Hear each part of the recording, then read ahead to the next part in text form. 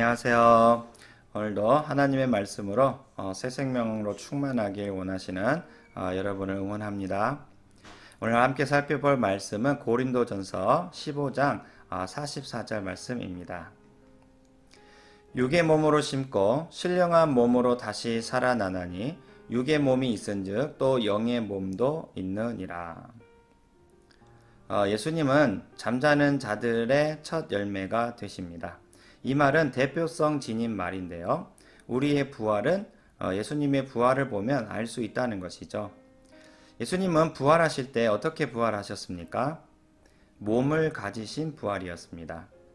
눈에 보이지 않는 마치 바람과 같은 그런 영의 부활이 아닙니다. 손에는 못자국, 허리에는 창자국을 가지신 이런 몸의 부활이었습니다. 또한 예수님은 부활하신 후 제자들과 생선을 같이 잡수시기도 하셨습니다. 영이 아니라 몸의 부활이기 때문에 이런 음식 섭취가 가능한 것이죠. 오늘 본문에 보면 우리가 장차 맞이하게 될 부활은 몸의 부활이라고 말합니다. 육의 몸으로 심고 신령한 몸으로 다시 살아난다라는 의미는 지금 우리가 이 세상에 사는 동안에 갖는 육의 몸이 있듯이 우리가 죽음 이후에 다시 살아나서 갖게 될 이 부활도 역시 이 몸의 부활이라는 것을 나타내고 있는 것이죠. 그런데 그때 우리가 갖게 될 몸은 지금 우리가 가지고 있는 몸과 확실히 다릅니다. 어떤 점이 가장 다를까요? 바로 죽지 않는 몸이라는 것입니다. 지금 우리가 갖고 있는 몸은 100여 년 정도 지나면 노화가 되어서 죽어 없어질 몸입니다. 하지만 죽음 이후에 얻게 될 부활의 몸은 100년 정도가 아니라 영원히 썩지 않을 불멸의 몸을 갖게 되는 것이죠. 그러니까 예수님의 말씀하신 대로 그 불멸의 몸으로 영생을 누리는 것입니다. 하나님은 영원하십니다. 그런데 우리가 어떻게 영원하신 하나님과 함께 동행하며 누릴 수가 있을까요? 그 대답은 간단합니다. 우리가 영원하게 되면 가능한 것이죠. 그래서 죽음 이후 우리가 갖게 될 부활의 몸은 영원한 몸, 곧 결코 썩지 않을 생명의 몸을 갖게 되는 것입니다. 또한 이 몸의 부활은 천국의 모든 것을 다 누릴 수 있는 최고의 컨디션입니다.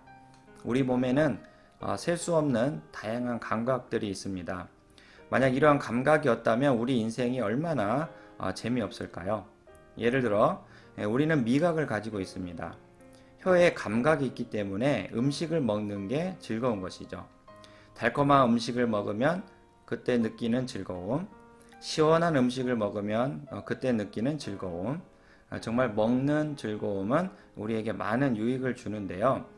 이것이 가능한 것은 우리 혀에 감각이 있기 때문이죠. 또한 우리 피부에도 감각이 있습니다. 손으로 만지면 그 느낌이 전달됩니다. 딱딱한지 부드러운지 그 느낌이 고스란히 전달이 되어서 즐거운 것이죠. 눈에도 감각이 있습니다. 아름다운 것을 보면 행복해집니다. 귀에도 감각이 있어서 자연의 소리, 또 즐거운 음악 소리를 들으면 만족을 얻게 되는 것이죠. 왜 이런 행복이 가능해집니까? 바로 감각을 지닌 몸을 가지고 있기 때문입니다. 영적인 존재에는 이런 감각을 느끼지 못하겠지만 몸은 가능한 것이죠. 이러한 점에서 몸의 부활이란 정말 하나님이 계시는 그 천국을 온몸으로 느끼기에 가장 최고의 컨디션입니다. 생명나무에 주렁주렁 맺힌 열매를 먹으면서 어떤 것을 느끼겠습니까? 수정같이 맑은 그 생명수의 강을 보면서 어떤 것을 느끼겠습니까? 몸의 부활이기 때문에 그 천국이 행복한 것입니다. 반대로 지옥은 어떨까요? 그야말로 지옥의 그 모든 처절한 고통이 온몸으로 전달될 것입니다. 꺼지지 않는 유황불과 기어다니는 구더기와 지옥에서 일어나는 그 참혹한 고통이 모조리 경험되어지는 이유는 바로 몸의 부활이기 때문입니다.